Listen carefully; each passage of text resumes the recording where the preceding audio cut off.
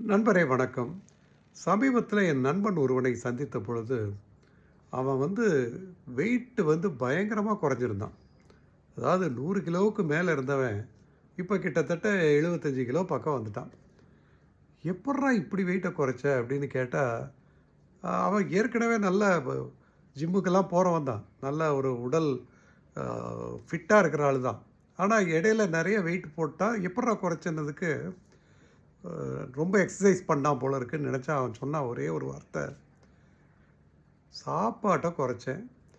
அதாவது நிறைய நேரம் அந்த பசி இருந்தாலுமே, நான் உண்ணாமல் அந்த பசியை நேசிக்க கற்றுக்கொண்டேன். அப்படின்னு ஒரு வார்த்தை சொன்னான்.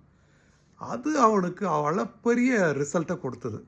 அப்ப எடைய குறைக்கணும் அப்படின்னா, கொஞ்சம் பசிச்சாலே நமக்கு ஒரு சுய பரிதாபம் செல்ஃப் பிட்டியில போய் எதையாவது எடுத்து சாப்பிட்டுக்கிட்டே இருந்தா, கண்டிப்பா எடை குறையாதுங்கிறத நான் கற்றுக்கொண்டேன். நன்றி.